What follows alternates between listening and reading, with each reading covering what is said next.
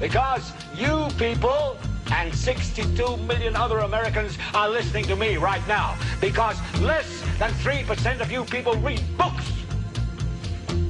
Because less than 15% of you read newspapers. Because the only truth you know is what you get over this tube. Right now, there is an entire generation that never knew anything that didn't come out of this tube. This tube is the gospel, the ultimate revelation. This tube can make or break presidents, popes, prime ministers. This tube is the most awesome goddamn force in the whole godless world. And woe is us if it ever falls into the hands of the wrong people. And when the largest company in the world controls the most awesome goddamn propaganda force in the whole godless world, who knows what shit will be peddled for truth on this network. So you listen to me. Listen to me. Television is not the truth. Television is a goddamn amusement park. Television is a circus, a carnival, a traveling troupe of acrobats, storytellers, dancers, singers, jugglers, sideshow freaks, lion tamers, and football players. We're in the boredom-killing business. But you people sit there day after day, night after night, all ages, colors, creeds. We're all you know. You're beginning to believe the illusions we're spinning here. You're beginning to think that the tube is reality and that your own lives are unreal. You do whatever the tube tells you. You dress like the tube. You eat like the tube. You raise your children like the tube. You even think like the tube. This is mass madness, you maniacs. In God's name, you people are the real thing. We are the illusion. The last thing the men behind the curtain want is a conscious, informed public capable of critical thinking, which is why a continually fraudulent zeitgeist is output via religion, the mass media, and the educational system.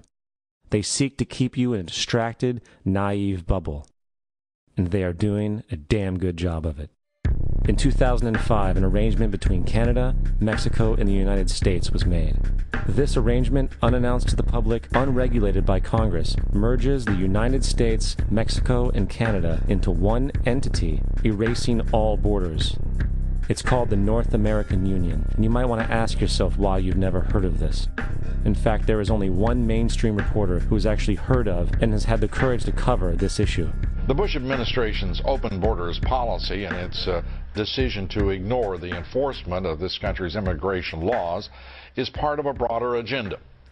President Bush signed a formal agreement that will end the United States as we know it, and he took the step without approval from either the U.S. Congress or the people of the United States. It's a deal that few have even heard of. It's being done again by very few people at the very top on behalf of the investment class, but the working class of people, political officials across our country, from communities, from cities and so forth, they don't know anything about this. This isn't some trade agreement. It is a total removal of sovereignty from these countries, which will also result in a completely new currency called the Amero. Fall. Apart from that, I think one thing people who are dollar-based need to focus on is the Amero. That's the one thing that nobody's talking about, but I think it's going to have a big impact on everybody's life in Canada, the U.S., and Mexico. The Amero is the proposed new currency for the North American community, which is being developed right now between Canada, the U.S., and Mexico to make a borderless community, much like the EU, and the dollar, Canadian dollar, U.S. dollar, and the Mexican peso replaced by the Amero. By default of this agreement, the American Constitution will eventually be obsolete. You would think that a situation like this would be on the cover of every major newspaper. That is until you realize that the people who are behind this movement are the same people behind the mainstream media, and you are not told what you're not supposed to know. The North American Union is the same concept as the European Union, the African Union, and the soon-to-be Asian Union, and the same people are behind all of them. And, when the time is right, the North American Union, the European Union, the African Union, and the Asian Union will be merged together, forming the final stages of a plan these men have been working on for over 60 years. A one-world government.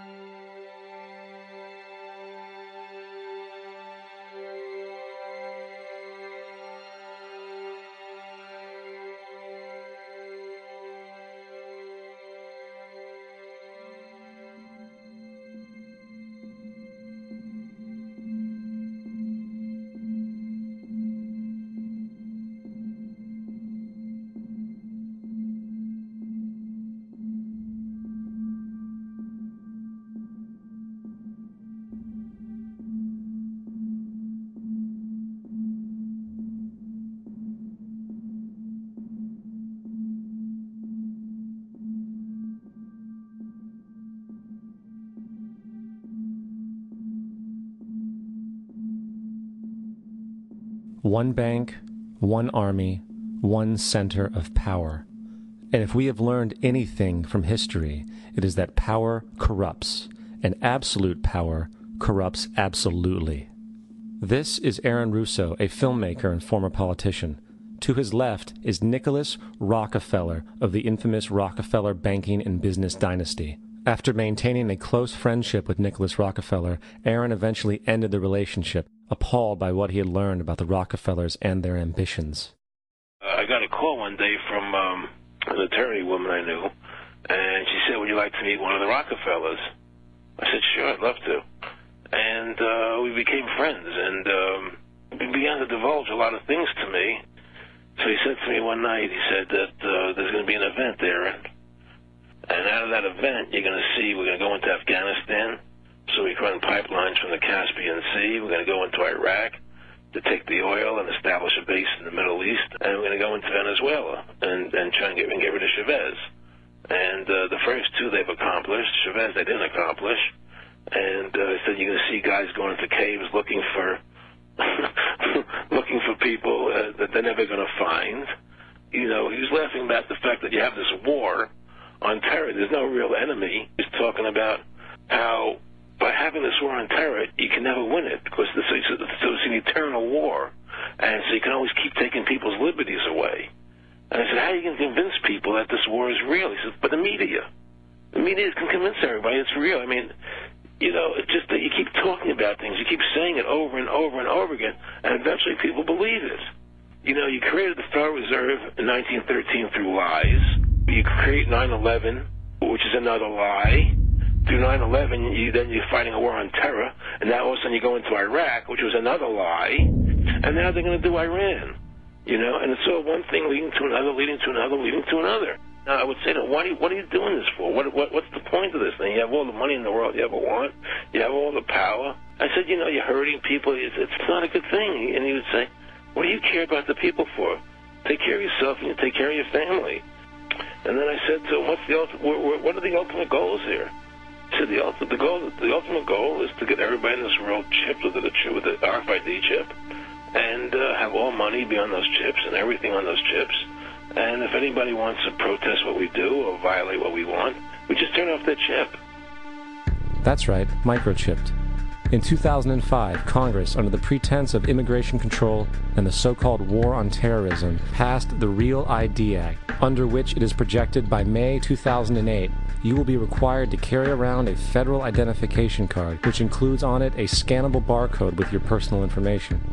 However, this barcode is only an intermediary step before the card is equipped with a VeriChip RFID tracking module, which will use radio frequencies to track your every move on the planet. If this sounds foreign to you, please note that the RFID tracking chip is already in all new American passports.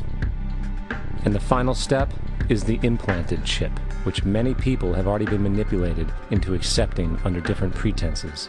We have a Florida family who are really pioneers in a brave new world. They have volunteered to be the first ever to have microchip identification devices implanted into their body. After 9/11, I was really concerned with the security of my family.